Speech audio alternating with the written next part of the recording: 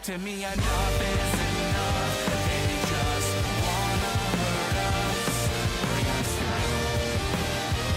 Bring us down.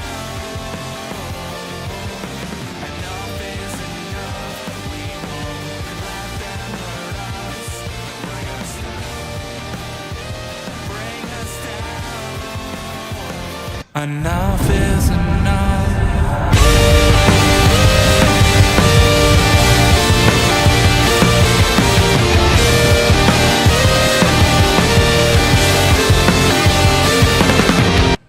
Hey guys, welcome back to the Indie Wrestling Corner with another episode of Under the Ropes. I'm your host as always, the queen of the indies, Tiffany. And today I got special guest for you guys, my good friend, Brad Cashew. How are ya? What's up, Tiffany? Good to see you. Glad to be here. Thanks for having me. Absolutely. I've been looking forward to this interview for a while. It's funny because I feel like I've been talking about you a lot, so I'm so glad that we can make this interview happen. So looking forward to it. I am a little selective with where I will appear, whether podcasts, wrestling and stuff. I don't take on many more commitments unless I'm particularly interested in it. You're somebody I respect, I like. You know, you come to shows, you support us all, so I'm happy to be here and happy to be part of this show today. Thank you. I'm really excited for it. Guys, if you're new to the Under the Rope series, here I interview everything independent wrestling, whether it's wrestlers, promoters, referees, backstage. I got you covered.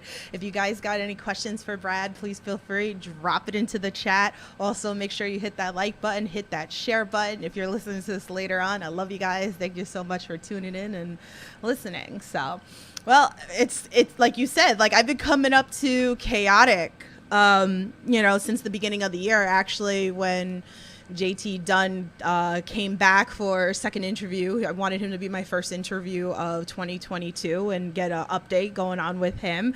And he started talking about Chaotic Wrestling, which we'll get into deeper later. So that's how, like, I started coming up to Chaotic. I really did not know Chaotic really existed, with me being in New York and so much wrestling that I support. But I'm so glad that I found Chaotic Wrestling and I found people like you, and I've been focusing a lot on a lot of the Chaotic roster, and I'm hoping for a lot more people to come on here. So, but we're going to learn about you. So let's go back to basics. So we want to learn, how did you get into professional wrestling? So I've been involved in pro wrestling for a few years now. I've been wrestling just about my whole life. This was a big thing for me when I was growing up. I think I was around 9 or 10 when I decided this is what I wanted to do. I just saw the most successful wrestlers at the time when I was a kid were guys like Kurt Angle and Brock Lesnar and people who had amateur backgrounds. They were successful high school and college wrestlers. So I was like, there's no ring around here. I can't do this at my school, but what I can do at my school is join the wrestling team there and build up those skills.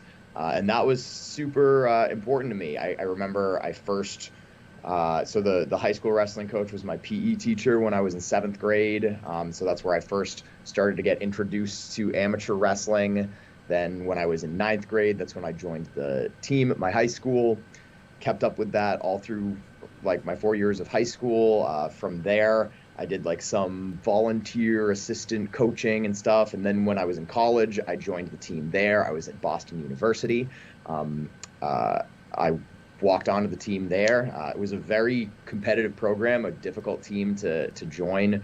I'm super grateful for the time that I had there. So I wrestled for Boston University, Division I NCAA. It was fantastic.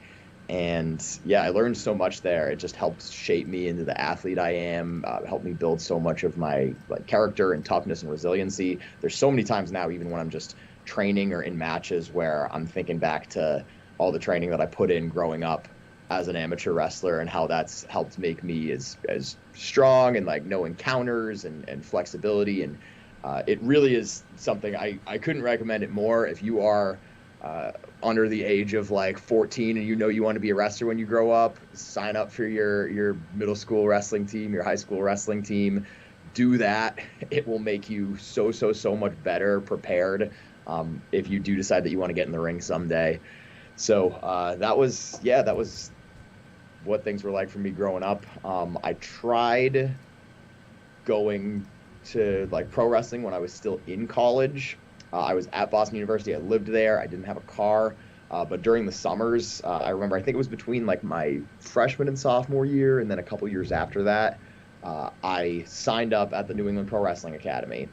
And I knew I could pretty much only do it in the summer just because going to North Andover from Boston is difficult. There's a train that runs, but it's expensive and you got to be on the train schedule and stuff. And while my college was in Boston, it wasn't exactly right next to the train station that takes you up to North Andover. So for me, it was a hell of a commitment just to be able to go back and forth between the two of them.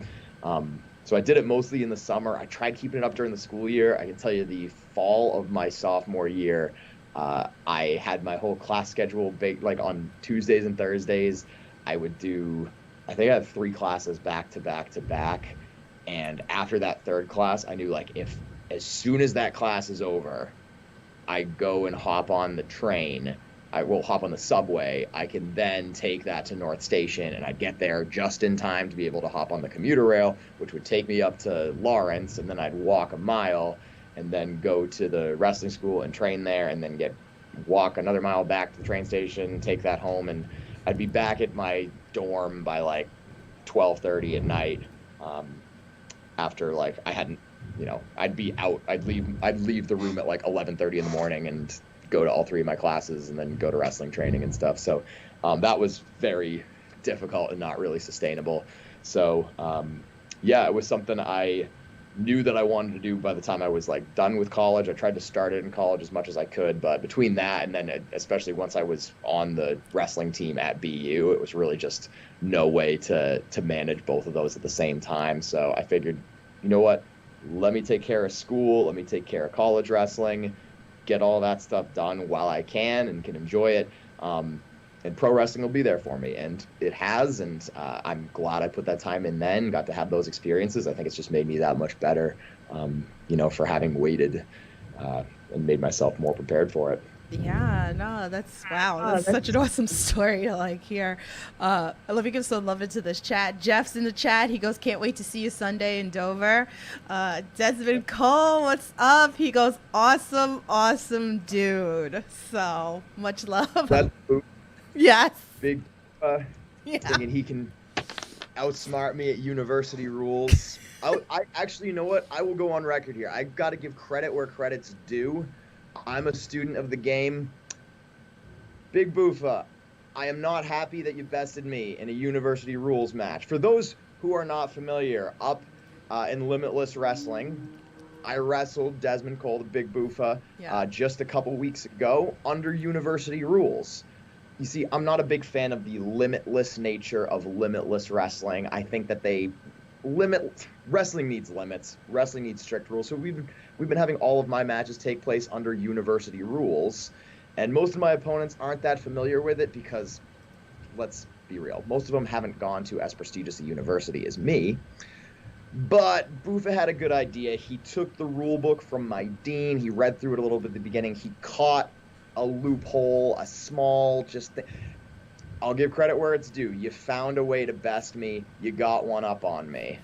I'm impressed by that. I'll admit it. I'm frustrated that I lost, but I'm impressed by it. And I think things are not settled between the two of us at Limitless. And I actually think someone with his intellect might actually maybe be a better ally than an enemy. Ooh. But we'll just have to stay posted to that, and we'll see how things develop. Oh, I love that. It's funny because that was my first Limitless show that I came to. I've been dying to go to Limitless. It was a bucket list for me, even before the pandemic. And then pandemic happened, and I was like, crap. I was like, this isn't happening. I'm not coming up. So I'm so glad that, that I did get to come. I did the Chaotic show, which we're going to get into a little bit. And, I was going to talk about this match also with Desmond Cole. And if you're not familiar, you can learn all about him. I interviewed him a couple of weeks ago. You can check him out. But that was between you two, this was the match I was most excited for at Limitless. And I was like, and I'm sure you saw my tweet. I was like, this is the match that, I'm really excited to watch throughout the whole card. And I know, I always throw promoters off because it's always the ones that they don't expect that I would have fun of. And I get told this all the time. They're like, I'm surprised, at certain matches that you like. And I'm like, I like what I like. I can tell you're an astute fan who's keeping track. Well, most of the people up in Maine are not too fond of me and my style. They have to give me respect and credit where credit's due. Right. I was on quite an impressive 2-match winning streak before Bufa had bested me by understanding my rulebook a little bit better.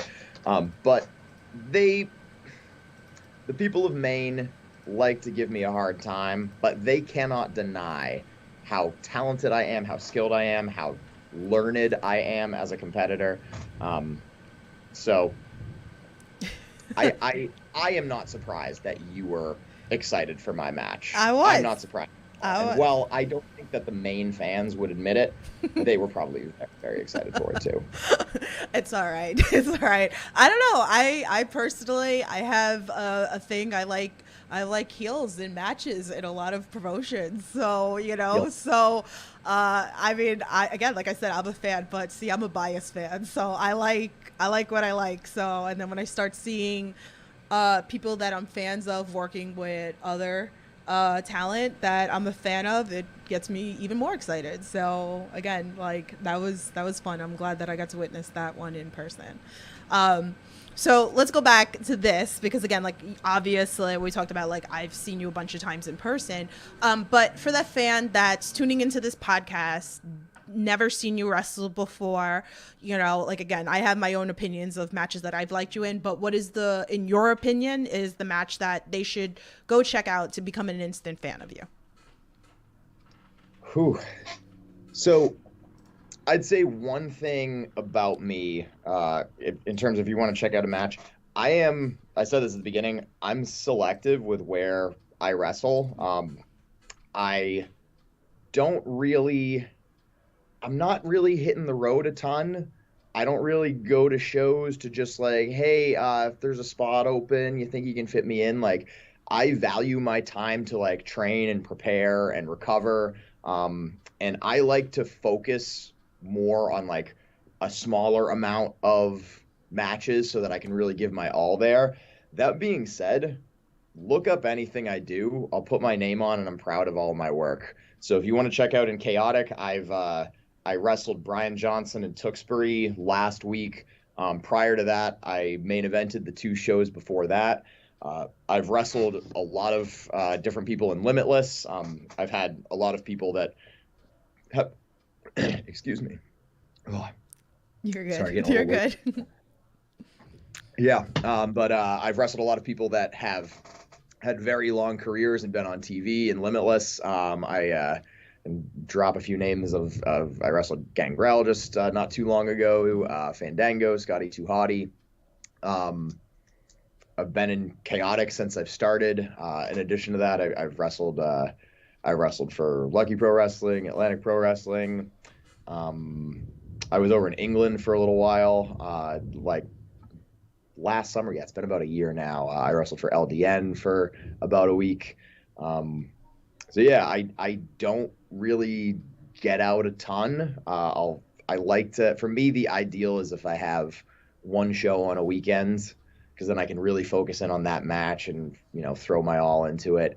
And I don't have to worry about if I'm getting hurt or banged up of it affecting the next day or feeling the effects of a match before. So yeah, I'll put my name on anything I do. I don't mail it in. I work hard every time I'm out there and I'm proud of what I do. So we'll watch anything. I was really curious, why I'm not seeing you a lot more places than you pick. So I'm glad, you brought that up because, me personally, again, obviously big fan of you. And, my brain just like goes to like, oh, I want to see this match, or I want to see this one versus this one again, like you and Desmond Cole. And it was like, oh, you know, again, being like biased. And of course, like a bunch of names pop into my head when I see your style.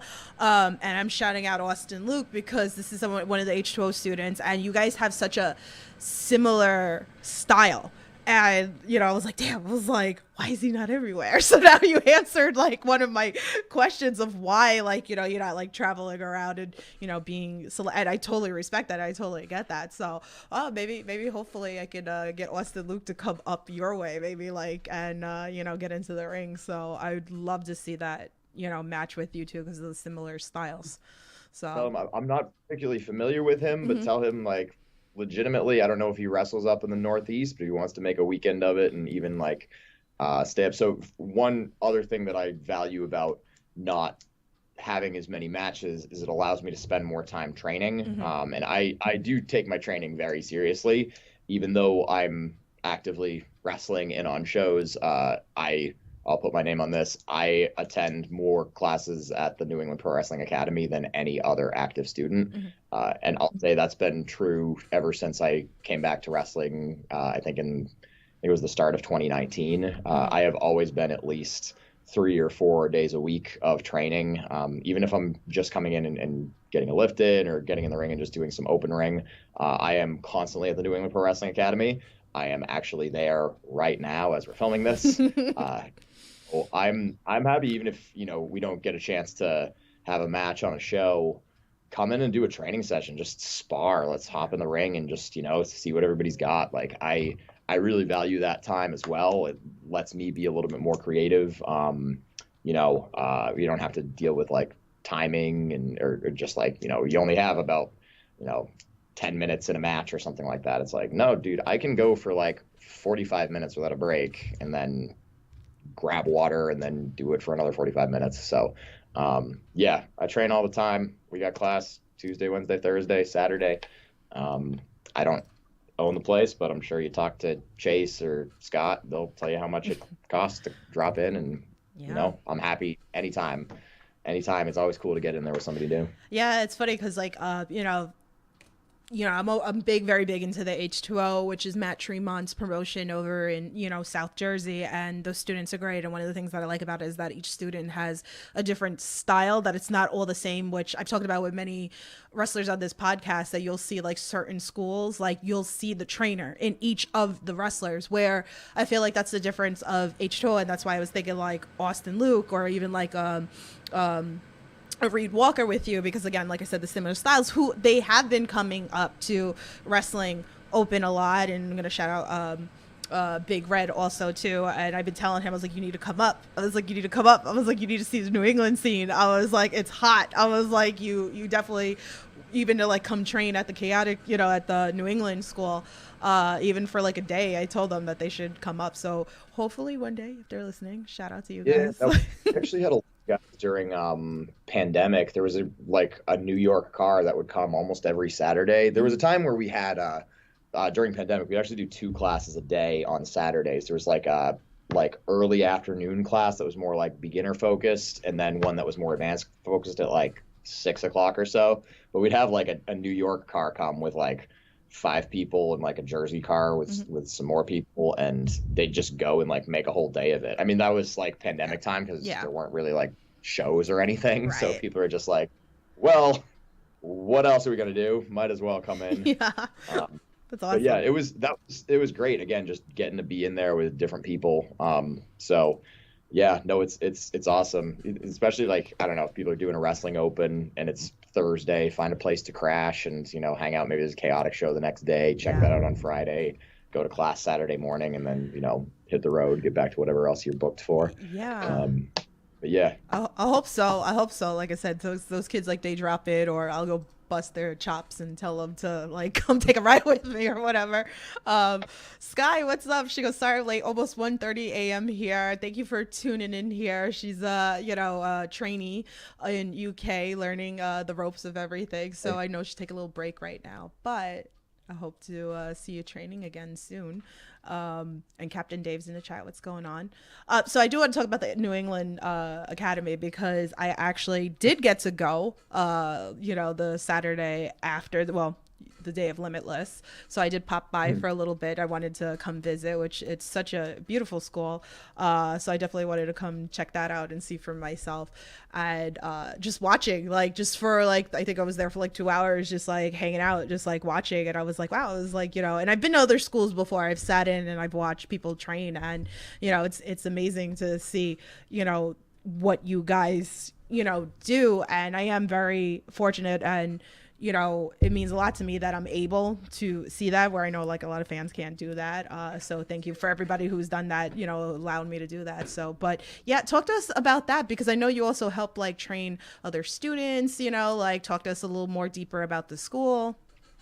Yeah, so I am not a trainer at the New England Pro Wrestling Academy. I've heard from many people very much removed from school, telling me that I'm a trainer at the school that I attend, and I'm not. So for anyone out there that is under the impression that I train at the New England Pro Wrestling Academy, I do not. However, what is true is what I said earlier. I've attended more classes since I've been all in on this than anyone. Chase Del Monte owns the school and is the head trainer and runs the majority of classes. He's the only person who has been in the building more often and for longer periods of time than me. I train as much as I possibly can. I'm, like I said, 3 or 4 days a week for the past 3 or 4 years. Because of that, as people kind of come in and out, I know where everyone's skill level is because I see everybody when they're training. I know who are the people that have just signed up in a couple months and they're kind of picking up on things well. I am almost always everyone's first class match. As soon as they get ready to have a match, I'll be their very first person that they'll go with. I've had that with tons of people that have, made it onto Chaotic and so on. I'm not a trainer. I'd say I'm more of just if anybody's done sports and kind of the team captain or one of the upperclassmen who's they're not a coach, they're not running the practice or anything like that, but it's somebody you can kind of look to and see all right, what should I be doing right now? Let me just watch that guy. And part of that is also a consequence of something I think is kind of I don't want to say it's not a negative, because what I'm saying is it's a very positive thing for a lot of people that were in wrestling, but the sort of generation right before me of the people who would be maybe the 7 or 8 year veterans who had been around for a little bit and really active in the indies, a lot of those guys right before pandemic and stuff, that was when WWE was let's sign literally everyone that let's just anybody who's good on the indies, let's get them under contract and give them a shot. Right. And then even though they've been firing people left and right, now AEW is signing a ton of people, and that crop that would have been around and sort of main eventing a lot of the indie shows, a lot of them kind of moved on, and it left a little bit of a gap, which has been great from an opportunity perspective. I love the fact that I was able to main event 2 of the most recent Chaotic shows, and it's helped me, be able to get more spots and be able to rise up, and it's helped a lot of other people rise up. But it also means that even though I'm only 3 or 4 years in, at a given night of training, I might be the most experienced student, which in a wrestling perspective is kind of, you'd want some people that are more 6-7 years in and have a few more experiences. I think I've seen a lot. I've gone overseas, and I've worked a lot of different kinds of matches, and I've done a lot, but I still consider myself green. There's a lot more I have to learn. I will always be a student of the game. So I love it whenever there's other veterans that'll stop in, when AG's in the area and he'll stop by and help things out of class. Sometimes JT Dunn will make the trip up from Rhode Island, and he'll be around to help for a day. But yeah, it's something I wish we had a little bit more of. As much as I love helping the younger people that are coming in and stuff. But it's kind of just out of a necessity. Like, I mean, if I go to 3 or 4 days of training a week and somebody's brand new and they're struggling how to figure out how to run the ropes, like I can definitely help them with that. Right. Show them how to take different basic holds and things like that. So it's something like, I mean, I am also a little bit like of the people that are sort of my generation, of like, we're all kind of breaking into shows at the same time. I'm a little bit older, and I do have like background in coaching. So like, I do know how to teach movements to people. But yeah, I'm not an official trainer in any way. It's just kind of like, Chase is the only one there, and there's like 14 people, and we're trying to do a couple things. I might, be able to take a couple people aside and help them out. And, I also like, hanging out after class. And if people have things that they want to try and work on, I usually have a bunch of stuff I want to try and work on. So I'll always grab people and, put them in a new submission I'm trying to figure out or something like that. Yeah, I think that's why, like, maybe some people look at you like as a trainer, because I've heard it with other like schools where, maybe they've been at the school for years and then they help like train, and like, even just like you helping out like a new student coming in here, like they'll look at you like, oh, well, you are kind of like helping train me. So I think that's like where maybe that's why you hear it a lot. And like you said, you have the background in coaching the students, because I want to also talk about the last chaotic show, at the Excel Academy, which was so important for you, where you and Alec Price, main evented, and all the kids. And it was such a cool moment. And like me, even like with my camera clipping, like little spots and putting it on social media. It was really a cool moment to watch all the kids like cheering you on, like, coach, like it was really a cool experience. So like, I want you. Yeah, I want you to like relive that for us and like tell everybody like how important that was for you, and having the students there sitting cheering you on, you main eventing, in Boston. Yeah, that was big for me. So we hosted the Boston Brawl at Excel Academy Charter High School in East Boston, Massachusetts. I worked there as a teacher for 4 years. I also started a wrestling team there. I am still the head varsity wrestling coach. We're in our 6th year of existence of that wrestling team. So I built that whole program up from scratch. When I joined that school, it was only the 2nd year the high school had even existed. So everything was brand new. They didn't really even like, they had sports, but it was all, they're just trying to set different kinds of cultures and start up everything at once and figure everything out. So I really built that wrestling team totally from scratch. And it's a pretty small school. It's only about 600 or so kids in total across all 4 grades. And none of them came in with any background in wrestling. It's not like, with other sports, if they have like, youth soccer or little league or things like that, where, you get to high school and kids are thinking like, oh yeah, I know this is what I'm going to do. I'm letting them know that like, hey, high school wrestling is a thing. You can do this. This is cool. You should check it out. But it's been really successful, that program so far. Again, like we started from nothing. We've always had like good recruiting and get a lot of kids to come just try it out. We're kind of at a point now where we've, like, my goal for the team in the first 5 years was to just like establish a culture, have everyone be like, know what wrestling is and know that it's something worth their time and something that they want to do. And it's something that'll help make them a better person. And the reason I say like kind of first 5 years is that's the point where right now is sort of the first year where my seniors joined the team when they were freshmen, and there were upperclassmen that they kind of saw and wanted to aspire to be.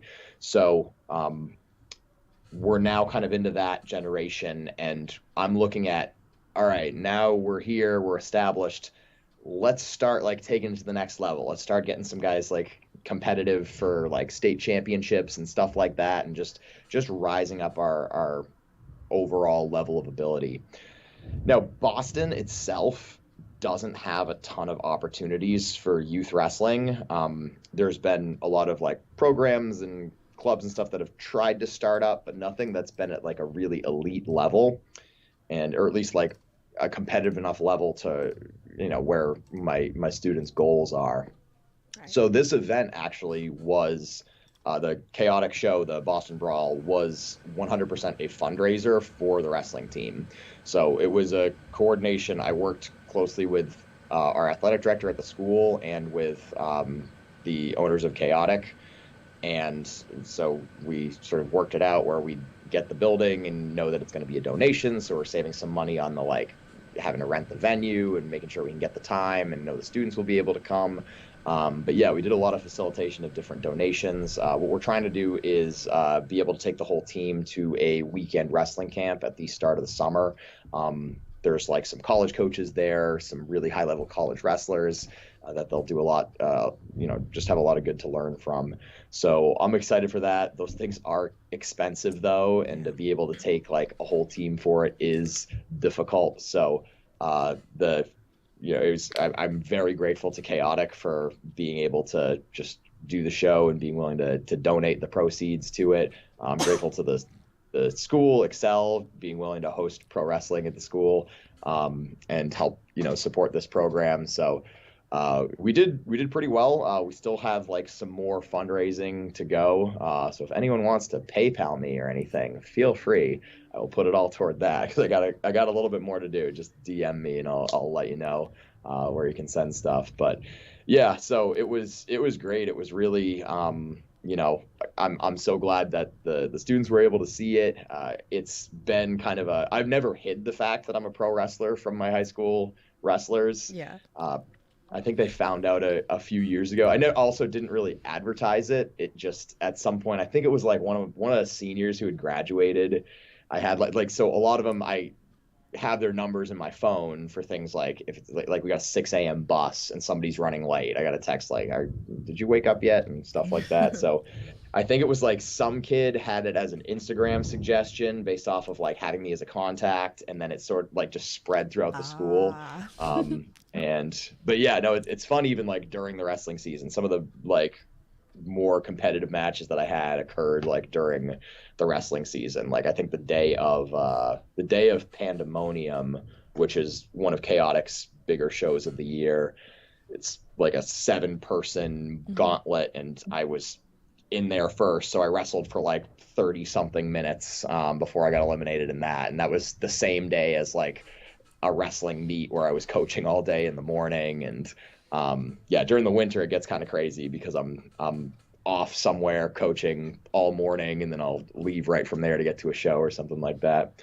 So but yeah, I'd always tell the kids what I'm doing if anything fun comes up or anything like that. And sometimes I'll hit a move for a kid, but yeah, so it was great to be able to do that show there and just have them all like be able to show up and go crazy. And for all of them, it was their first time ever being at any pro wrestling show. So they weren't just hyped to see me. They were crazy all night long and deciding who they liked and wanted to get behind. So that's one of my favorite kind of crowds to wrestle in front of, is when they're sort of like new but they're like up for it. Right. Those are really some of the best ones. It was funny because like I love Alec Price, and again, he's been on this podcast. You guys should know the name by now also, but like I love, and I've talked about this with numerous people, another podcaster, The Struggles. We talked about him for a little bit, and we were saying how he's so good at his character. And on this Boston Brawl, that like he played into the kids the entire match. Like he just fed for the heat, and it was great, and it was hysterical for me to watch. Like this is hysterical. Him just like playing on the kids. There's very like sometimes we say like characters and stuff. There's one thing that like I respect about Alec, and it's something I hold true to myself too. Like people can say character, but it's like that's him. So the truth is Alec Price is from East Boston, and he went East Boston High School, which is kind of like a rival of the Excel Academy school.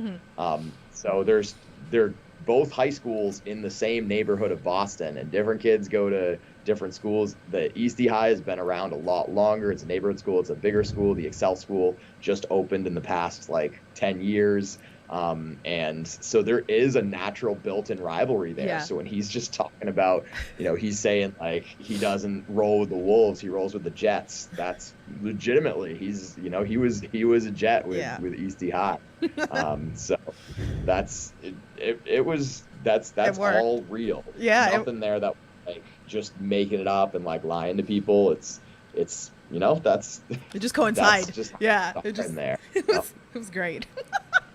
And if anybody wants to watch that, that's coming on Tuesday on the Chaotic Twitch channel. So definitely watch it. Really good show. I mean, you should watch them all. Boston Brawl. Lots of good stuff on that show. Yeah. Lots of good stuff. Yeah. Started with a ladder match, Ricky Smokes and Mortar. That was big. All up and down, tons of stuff. A lot of I don't want to say debuts, but some newer people getting some like opportunities there. Just fantastic show. Check us out on Twitch. Chaotic Wrestling's. I don't know. I think it's just twitch.tv/chaotic wrestling. Yeah, just check Google, it out. Boston Brawl. Just go into Twitch, put Chaotic Wrestling. It'll come right up, Like, I'm always pushing it on Twitter, on social media, too, so you can, like, follow that. So, really, really good. Fun show. Yeah, they have a list of a couple upcoming shows on Twitch, so definitely check that out. Jeff said, the energy at Boston Brawl was amazing. Johnny, what's up in the chat? How are you? Thanks for coming on in. So we did talk about Des McCall because I was going to talk about Limitless. Is there anything else like particular that you want to bring up about like Limitless? I'm so glad like I found Limitless. Shout out to John Alba because he's the reason how I found Limitless. And like I said, I finally got to come up there. And let me just say this about Limitless. The crowd should be the crowd at every promotion that I walk into. Because when you have a dead crowd, it sucks. Like... Well, it doesn't surprise me because up in Maine, there is not much else to do. So when they get to see someone like me come to their town, they're just like, I'd be excited too, because if I had to live up there and just, like be bored all the time, there's wrestling happening, I'm definitely going to go check that out. It's so good. I was like, wow. I said, somebody tweeted that at me. I was like, if I could go to Limitless, and they responded back, they're like, the energy is like no other. And I was like, yup. I was like, this is where you need to be. I was like, the fans go in.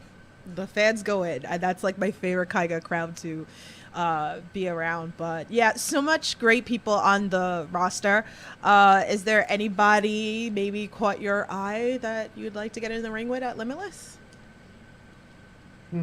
Well, I mean, the top, of course, everyone's goal should always be the champion. Right. I think especially having started to build such a strong win streak in Limitless, I think I should be due for a championship match sometime soon. I got to finish some of my business with Desmond Cole. I have some other people that I have some business to settle, but I think I'd love to wrestle Alec up there and lighten his gear bag a little bit by taking that title from him. So I'd be happy to do that. I haven't wrestled Anthony Green in a very long time. We've been in a few multi-man matches together. Our only singles match was back in my very first year of wrestling, so I'd like to get in with him definitely. I'd really like to wrestle Big Beef at some point. I think he's a very formidable opponent. He's like strong as hell, and like you have to respect the hell out of his toughness. Dude damn near like broke his leg and he's back the next show just to compete against Jake something, who's an incredibly like impressive competitor in his own right. So I think like having a challenge like Beef would be something that would make me have to step my game up and think a little bit more about what I'd have to do. There's some people that have since moved on that I wish I was in a little bit earlier for. I was able to be in the ring with Lee Moriarty for just a little bit. We were in a fatal four-way. He's someone I'd like to have a full-length match with at some point. Again, I always like to push myself, see what more I can figure out. Someone like him that is as like crafty and nuanced and knows that technique as well as he does. That's someone I'd really like to test my mettle against. That'd be good. I like that about AEW too, is that they let a lot of the talent also venture back into the indies too. I've seen so many through so many promotions like step into the ring, which is so great. So hey, you never know, right? Like you might be able to have that one-on-one more sooner than later than you think. So. Yeah. But yeah, definitely a great promotion. But we keep talking about the New England scene. It's so hot. It really is. So how about as a whole? Okay, because like we were talking about like Limitless. Let's talk as a whole, because again, there's so many great promotions. We got Wrestle Open, we got Beyond. There's probably so many still that I'm not even aware of. I went up to Supernova one day. I know it's like a brand new promotion that came about in Massachusetts. So. With that being said, is there anybody, caught your eye? You're like, damn, like we need to go. We need to have this match like soon. This is a good question. Looking beyond like New England and stuff, I have gotten a little bit. I've been able to get over to England. I was able to get out to Las Vegas. I wrestled out in FSW about a year ago, which was nice. As far as some names, I think I had one just a second ago. So one person who was on my list for a while, and I got to wrestle them recently, was Brian Johnson. So he was in Ring of Honor for a while. Someone who, for him, I think some of the great things about Brian Johnson is if you watch his matches, you're not really going to get as much of a like, that's something you can make into a GIF. Or like that's something that's going to be like a cool 5-second clip from it. Right. But everything he does looks good. It's so tight. It's crisp. His technique is good. He's a very like intelligent wrestler too. His strategy is on point. And that's something that I respect and aspire to achieve as well. So he's somebody who'd been on my list for a long time. I was really glad I was able to have that match with him. I think too, yeah, with Ring of Honor, like closing down, there's a lot of like names that are now out into the indies, and it's, as you're saying, like it's great that AEW allows people to get out there. There's I'd say Brian Johnson was a big one for me. I'm also just open, come check me out, everybody. Anyone wants to invite me in, like, That's why I'm gonna send Austin Luke your way. I'm gonna send him your way, because again, I need this to happen. I do this a lot on the podcast, and a lot of times when I throw things out on a podcast, it usually happens. So I'm gonna push this, because like he's very big into the Ring of Honor style. You just see it. I just really think that you guys would have like a really good match. So even if it doesn't happen at like a Chaotic or or an H2O, like. Even coming up to the New England school, like I'm coming with my camera because I need to see this. I need this. So so we'll see. We'll see what happens. But so another interesting I want to talk to you about, and I know I talked to you about this off air. I want to talk about making gear, and I know I've said it on the podcast with numerous people, and I haven't actually had a gear maker on this podcast, so I need to make that happen on the podcast. So I've heard like you make your own gear, and you've made gear for other people too. Can you give us a little bit like entailed, like, how you started doing this? Like, what's your inspiration? Give us a little bit. Yeah. I remember when I was growing up, I think it was one of those like WWE documentary things about the Hardy Boys, and Matt Hardy talked about how he taught himself how to make gear so that he wouldn't have to pay for it. So when I was getting into it, I heard from people how expensive custom gear can be, and I thought, well, I'm smart and I'm artistic and I'm good at teaching myself stuff, so why don't I try to teach myself how to sew? I had never done any sort of sewing before, but about 2 months into starting up my wrestling training, I bought a sewing machine. That was my commitment to say, if I buy this and put down like $100 or so on this, I need to commit to teaching myself how to do it. So I read a lot of stuff. YouTube tutorials are super helpful. And just playing around, practicing, trial and error, guess and check, all of that. I taught myself how to sew. Started by just making like gear for me. But as I'd talk with people, especially people that were kind of at the school and more student level, and also just kind of coming up at the time, of like wanting some gear that was like, I don't want to shell out a few hundred on something that'll have a name that like maybe I'll want to go by a different name in a few months anyway. But I could do them a favor and say like, hey, if you just pay for the materials, I'm still just kind of teaching myself. Let me play around with it and see what I can do. So I started just like that, making things for my friends and making stuff for myself. I was also always trying to like try new things and stuff. Like I've always worn trunks, so that was the first thing I made. It's by far the easiest because the least amount of material. Then making like biker shorts for people, and then moved on to like long tights and singlets. I made like some of like almost everything up to this point.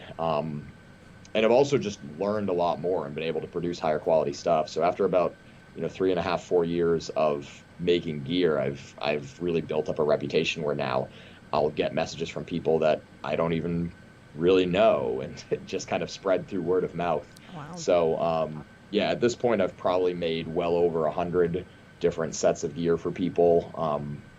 Full sets. I have my system like at my house is now like intense, my own little personal studio. I just think of like, man, if I knew when I was getting started how much stuff I'd wind up needing, and like just the amount of like tools that I have and stuff to keep track of, like if I knew what it would have kind of turned into, I don't know if I would have gotten started with it. I thought it was like I buy a sewing machine, a couple spools of thread, and then like swing by Joann Fabrics and buy like, I don't know, like some little spandex, and I'm good to go. But like the amount of fabric that I have at my house, and just like different special scissors, and then this thing, and I've built a lot of my own tools for things. Like I made a whole like thing that helps like thread a drawstring through like for the waistband so someone can tie it. I've made like other things because like some kinds of the fabric that I work with like bunch up a lot, so I have ways to help it like glide a little more smoothly. And yeah, I try to like learn from people. Whenever I see somebody's got like their own nice gear or custom gear, I'll like ask, hey, can I look at that? Like look at the stitching and just try to see what I can figure out to like reverse engineer. Wow.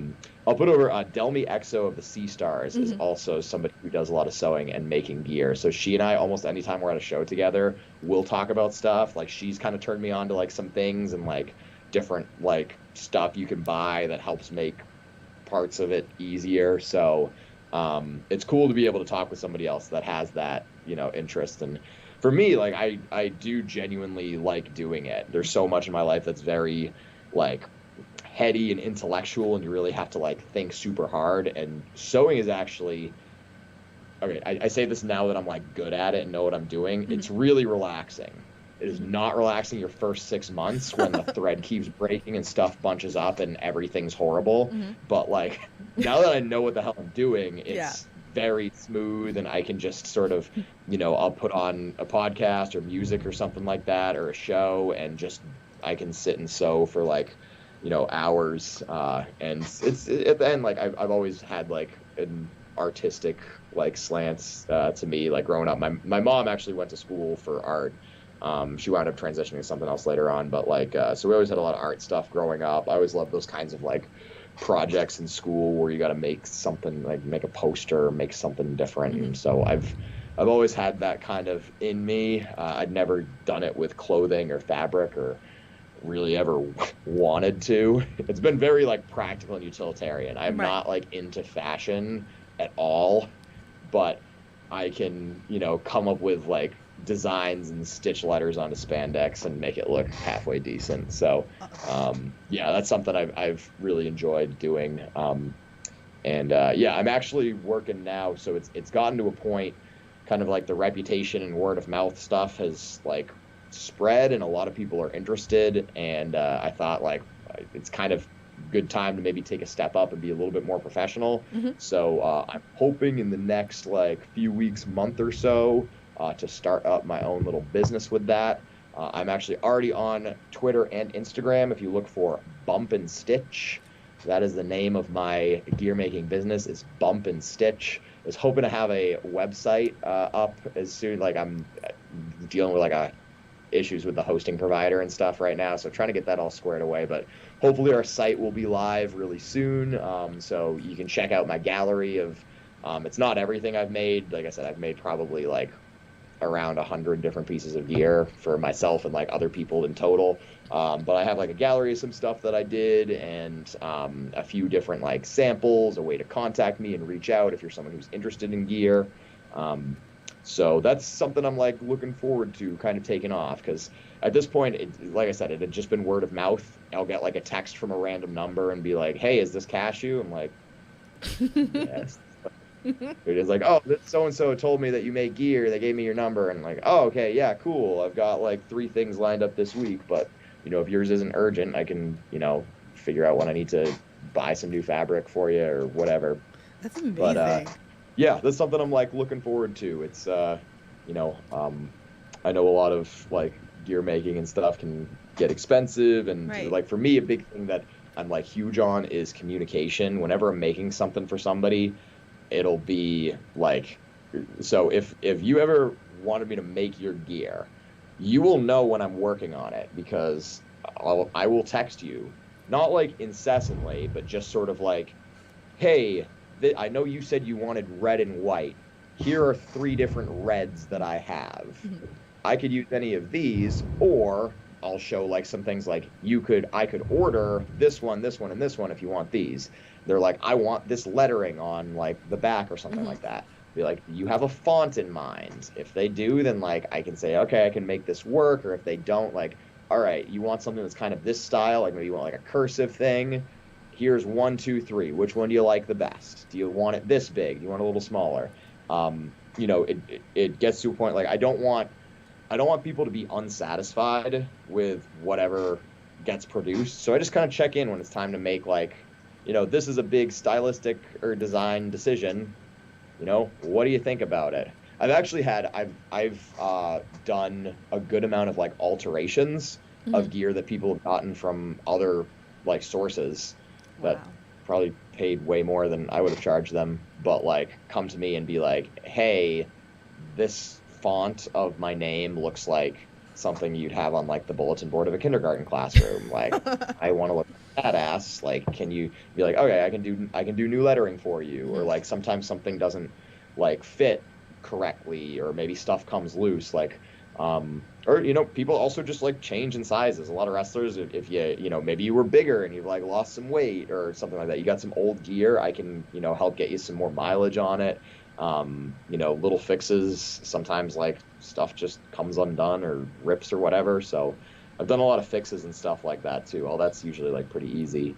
But yeah, it's like helpful to just know some of that stuff. I've always got like a few things, even when I'm at shows. I've got like a few different kinds of like special scissors and stuff like that. So yeah, it's something I take pride in, and it's been really fun. I've gotten to know people better and just sort of what they're interested in. So yeah, if you're interested, definitely feel free to reach out to me. Hopefully I have a website soon once the internet figures itself out.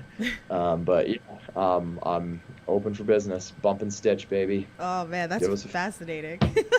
Like, I literally just built I've made up the social media for it on Monday. So I've got like a couple posts of some stuff. I put like an example of some stuff I made for like Ricky Smokes and for Mortar. The 2 of them so the 3 of us all like came up together. We were all like beginners at the same time. We got on shows at the same time. Aside from myself, there's no one I've made more gear for than Ricky Smokes and Mortar. Almost all of their gear is also stuff that I've made. And it's kind of cool when we look back at like just how much better we've all gotten in every way. Like as wrestlers, as people, we're all in like better shape now. We're all like better in the ring. And everyone's gear looks better because I've gotten better at how to make all this stuff. Yeah. So, well, Cold Fury was one where all the use, and it was funny because Dom was the one that actually told me that you made all the gear for all 3 of you. Never mind the fact that the chemistry that you guys got in the ring, like the gear. So that's why it's like, I wanted to talk about this because I find this so fascinating. Like it's really interesting.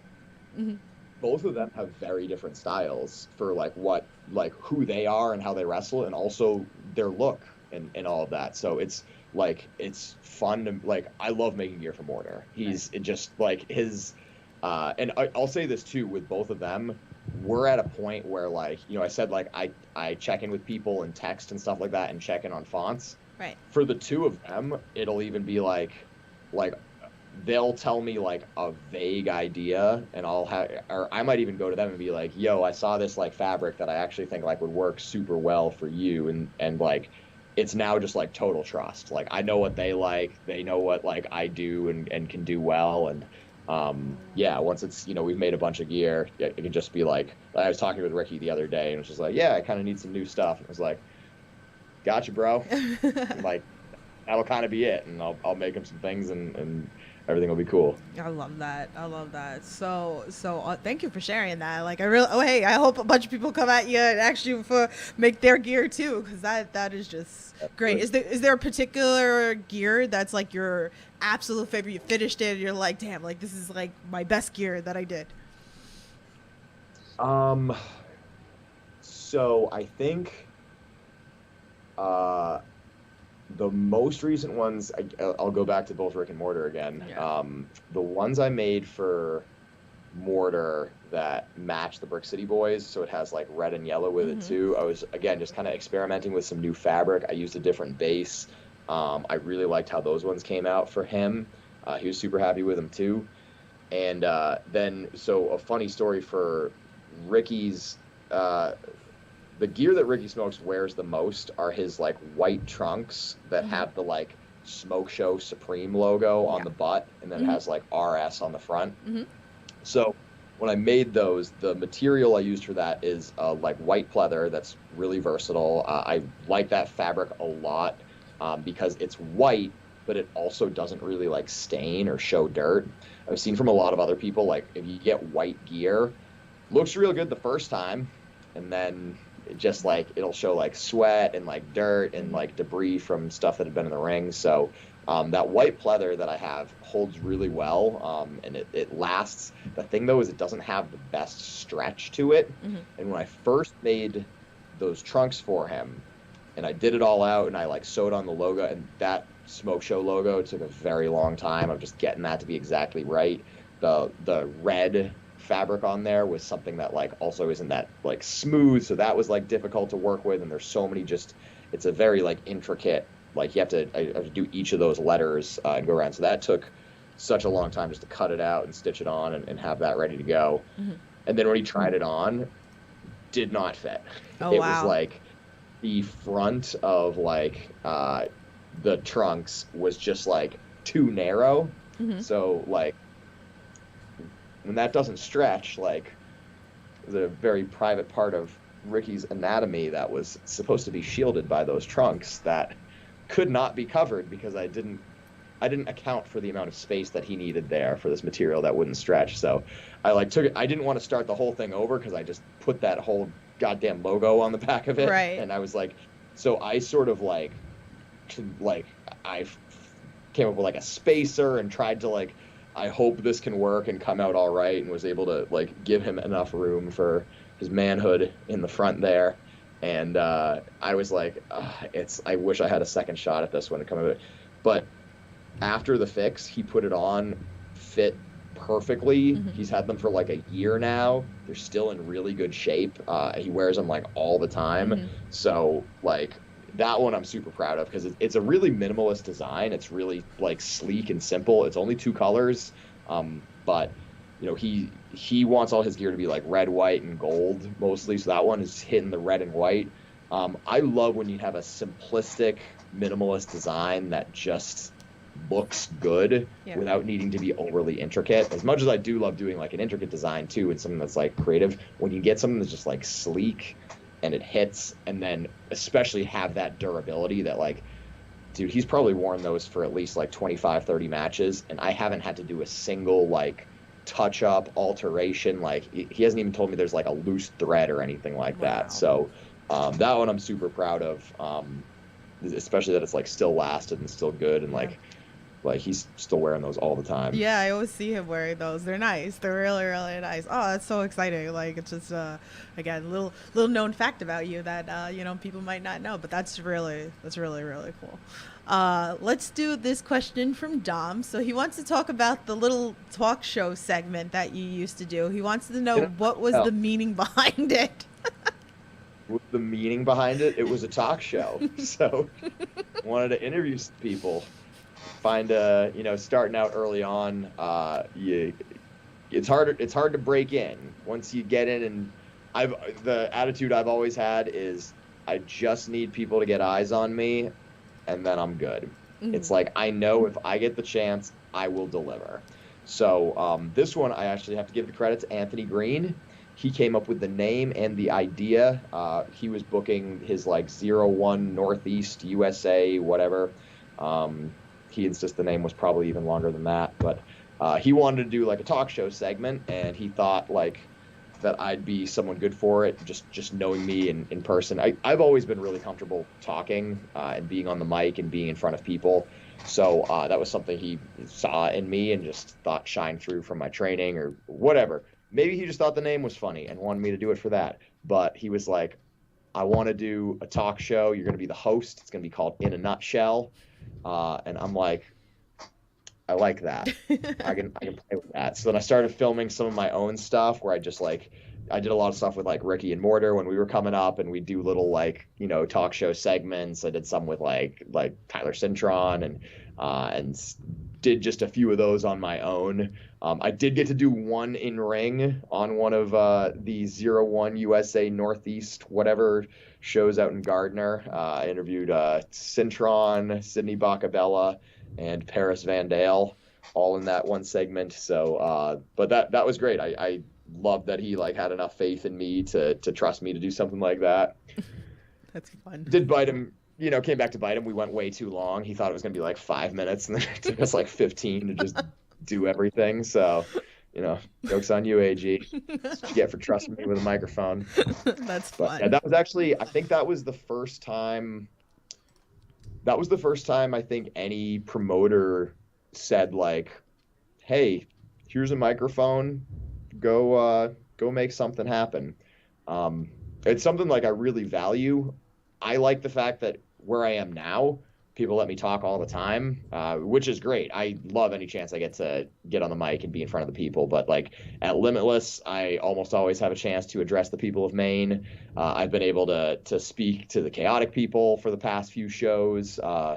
Something that was actually very valuable was when I was in England, I was always they structured their shows a lot differently. There aren't as many matches, so they really wanted people to be able to talk. Mm-hmm. And I was like, oh, this is great. I get to try out different stuff. You go to a different town. They also didn't film things, so there wasn't pressure of, oh, if I mess up or something like that. I look back at my time in England with such gratitude of just being able to try stuff out and hone some different things. I started working on my crowd work. That was the first time when I was out in England where I'm just I know that I'm going to get on the microphone and speak to the people for 3 to 5 minutes before this match. I'm going to go out without any idea of what I'm going to say. Let me just kind of see what finds me. What do the people yell at me? What's, something I'll see from somebody in the crowd and just be able to be interactive with it. And you really don't get those kinds of opportunities too often. So I'm grateful I've had that, and I've been able to build up enough of a reputation where almost everyone that books me now is just either they'll come to me and be like, hey, before your match, can you get on the mic? Can you help set the stage for what we're doing here? And absolutely happy to do that. So now I'm someone who can talk almost anywhere that I go.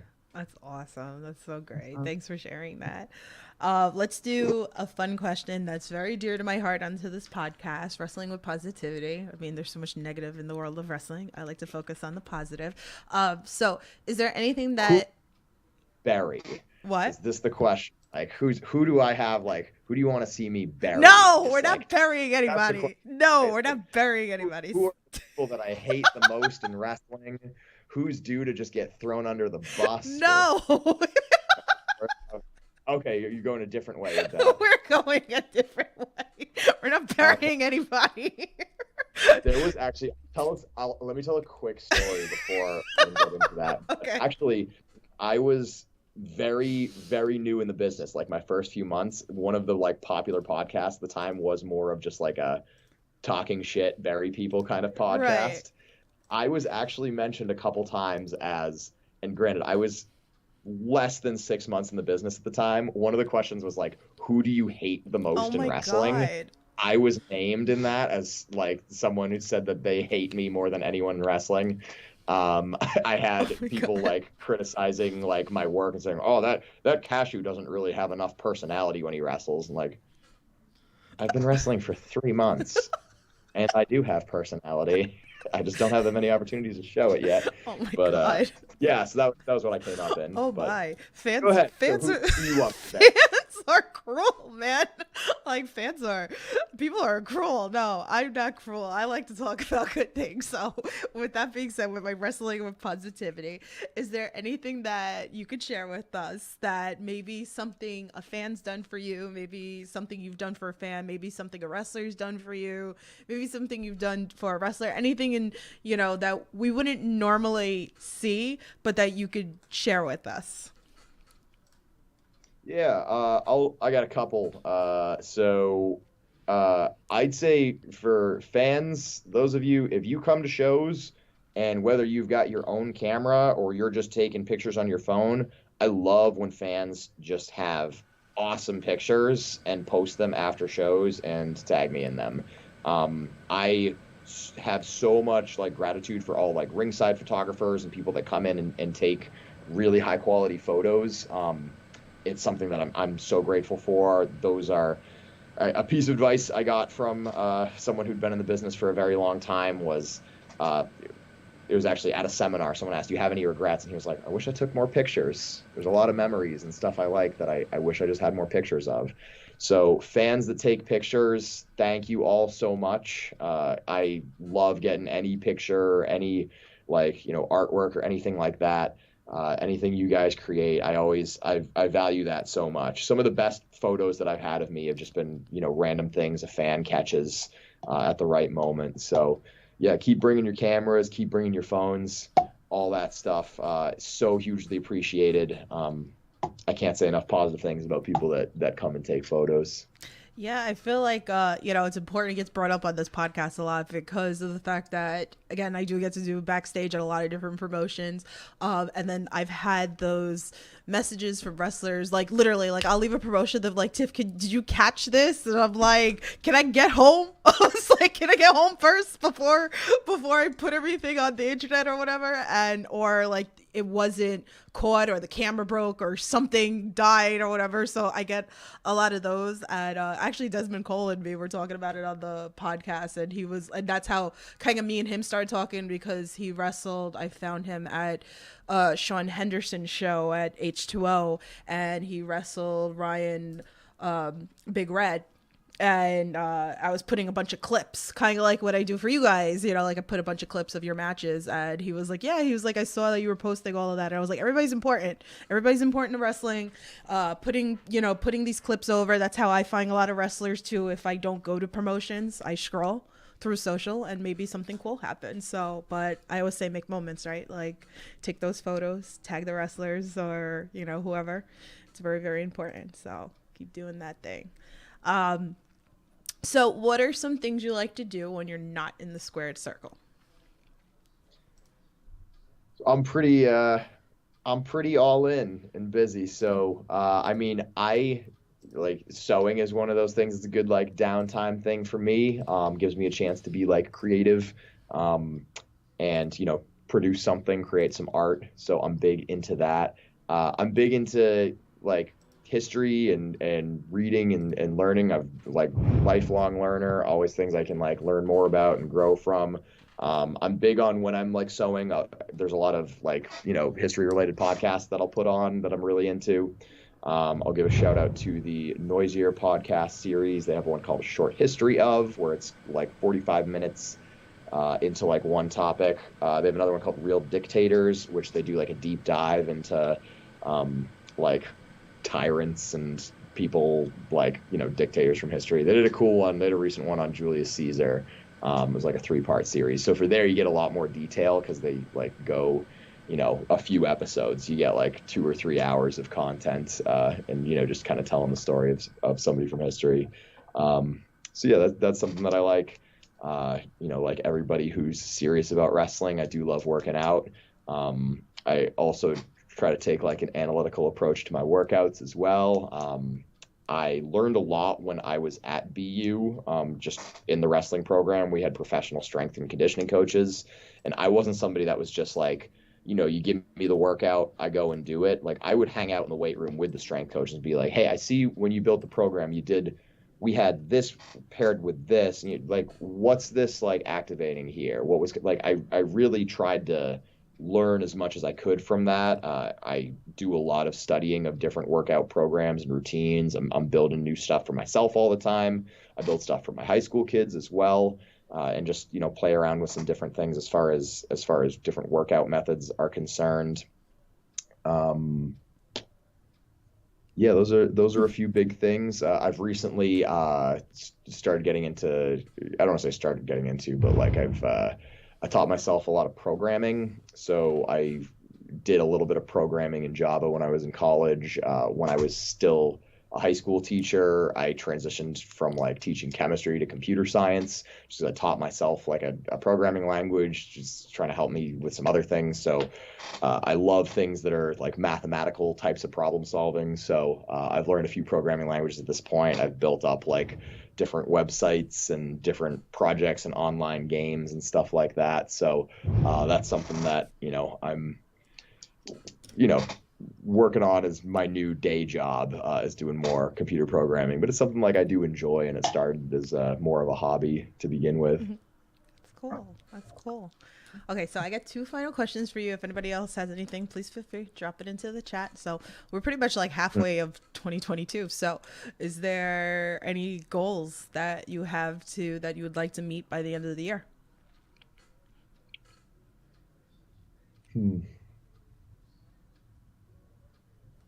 I think it's vague. Like I'm not somebody that sets as much of landmark, like I need to win this championship. I need to have this number of matches. I need to wrestle for this promotion or anything like that. My motivation for wrestling has always been far more internal and satisfying myself. I'm kind of indifferent to like external sorts of, I don't need anyone else's approval. But I also know I'm going to be a tougher critic on myself than anyone else could be. I want to, for the rest of 2022, continue to evolve, improve, grow, learn, and be better. I aspire to be able to deliver in whatever spot I'm in, whether I'm the main event, the first match on the show, whether I'm working with somebody who's been wrestling for 30 years and they've been on TV, or wrestling with somebody who's having their very first match. I'd like new challenges. If I stay stagnant, I'm going to get bored and this ain't going to be fun anymore. So I'd love to do a few different kinds of match types. I'd like to wrestle different kinds of opponents. I'd like to just continue to learn, evolve, grow grow. I'd like to get stronger. I'd like to diversify aspects of my move set. I'd like to be able to wrestle with different kinds of strategies going in. There's so much more that I can learn and make crisper. There's a lot of striking stuff I know that I can improve.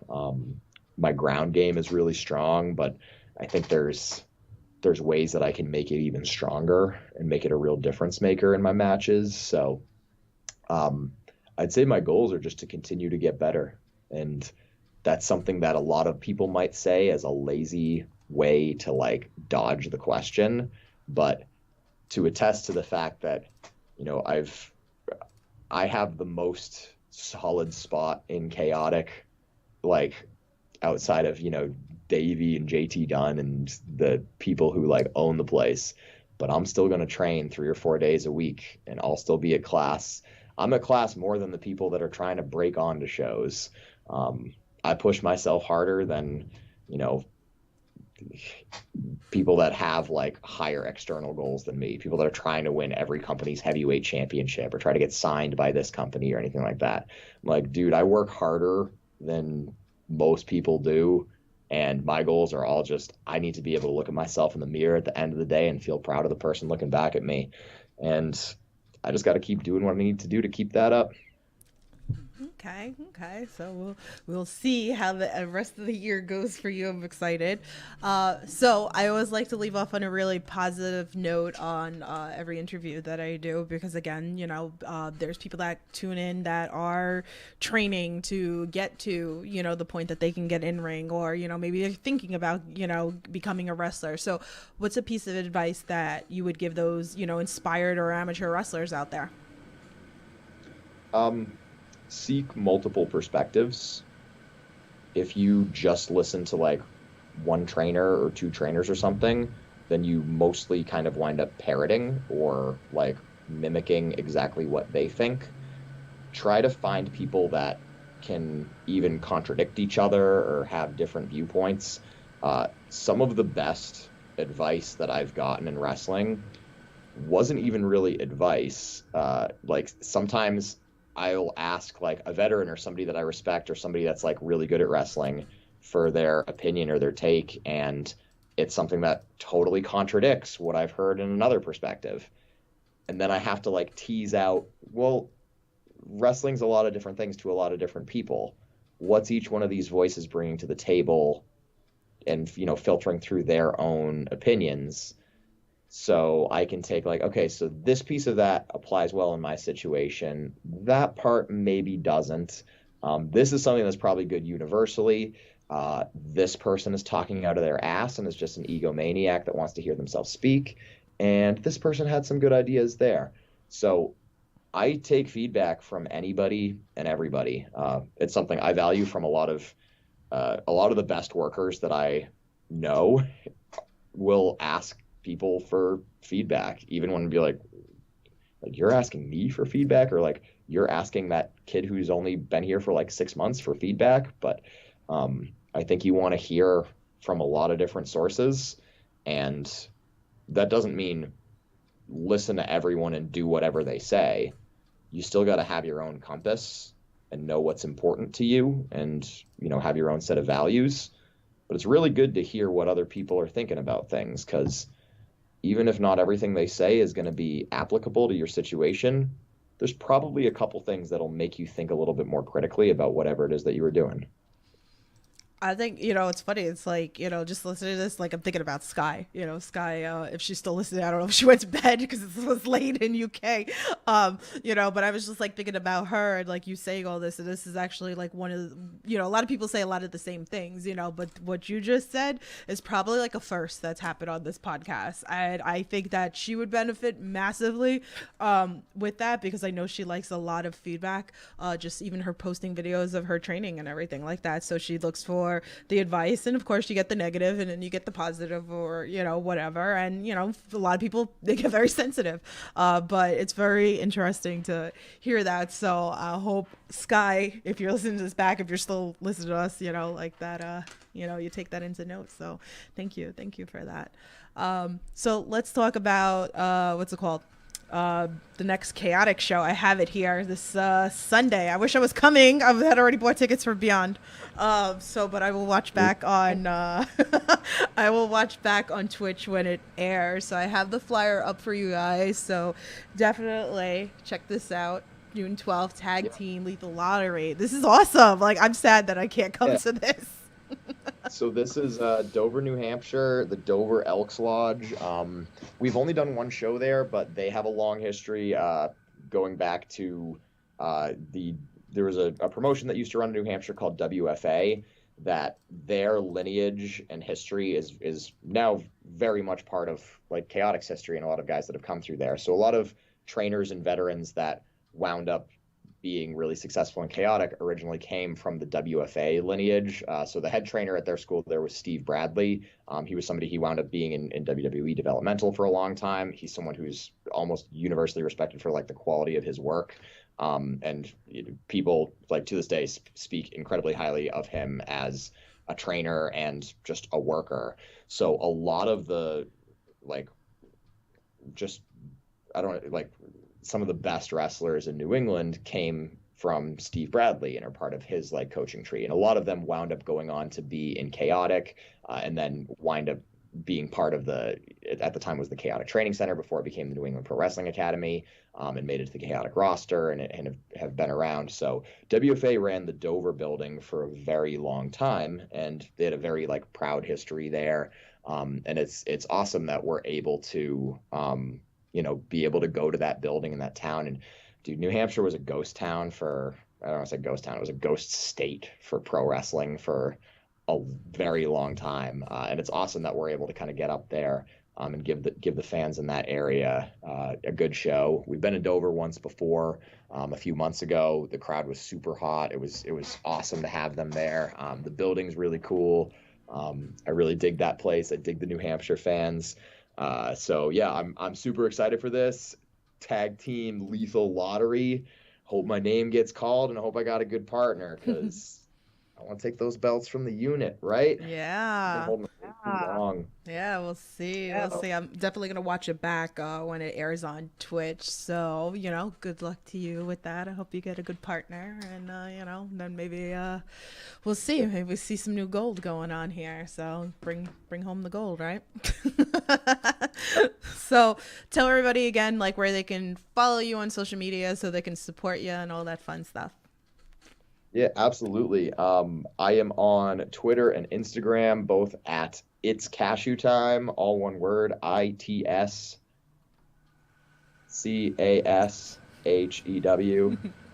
time. So It's Cashew Time, all one word. You can get that on Twitter and Instagram.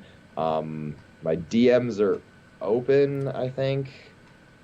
Sometimes on some of them it doesn't come through, or it's like, I think it's like the message request, whatever. Yeah. Send me a DM if you want to donate to my high school wrestling team. We're still trying to raise a little bit of money for the next couple weeks, so any little bit is helpful and much appreciated. If you want to keep up with the gear that I am producing, you can follow the very new, very fledgling Bump and Stitch accounts. That's Bump, BUMP, and AND, Stitch, STITCH. So Bump and Stitch, that's also on both Twitter and Instagram. I am hoping that bumpandstitch.com will be live as soon as possible. I will definitely put it out on my social media when you can go there and check out some more of the stuff. But I'm hoping over the next few weeks and month or so to just sort of show all the things that I've made for the past few years, and then keep people posted as I continue to get more requests and new things coming in. So check me out at It's Cashew Time or at Bump and Stitch if you want to see the gear that I make. Awesome. All those links are in the description below. If you're a little lazy, you can click them down there. I got you covered in that sense. But definitely go check out Brad. Definitely go support him at Chaotic or Limitless when he's there. I mean, it's fun. So I hope to come back up to Limitless. Somebody be toward me in that Limitless crowd. He's got one fan that's gonna possibly not boo him. I'll be that one fan. Oh no, that was a guy at a Chaotic show. There was a guy I saw at a Chaotic show that had a Boston University pullover. Yeah. And I was like, Terry, and it was like, I saw him later intermission. He was walking by. I'm like, go Terriers, and he comes over. Oh, I love that. I love that so much. I guess nobody in the state of Maine went to my school. So. Well, I got you covered if I come back up again. I mean, that's a hike for me. So I don't know. You're a beautiful state, and there are some very nice people there. But man, if only your crowds could just be a little bit nicer to me, then I wouldn't have to be so mean back to you. Just saying, what goes around comes around. Ooh. Well, Brad, thank you so much for coming on, chatting with us a little bit. I really appreciate it. Can't wait to see you in the ring again soon. So I'll be back up at Chaotic, hopefully sooner than later. So with the gas prices going up, it's just it's crazy. But I will be supporting on Twitch, obviously, if when I don't come up. So I'm always in the chat talking. So so make sure you're following the Chaotic Twitch channel as well. So so thanks again, Brad, for coming on here and chatting with us. But guys, Get on having me. Yeah, absolutely. Guys, thank you so much for tuning in. Thank you for all your questions. Thanks for all the support, even the people that are listening later. I love you very much. I'll be back next week with some more interviews for you guys. So with that being said, stay safe, support independent wrestling, and I'll talk to you guys soon. Have a good night.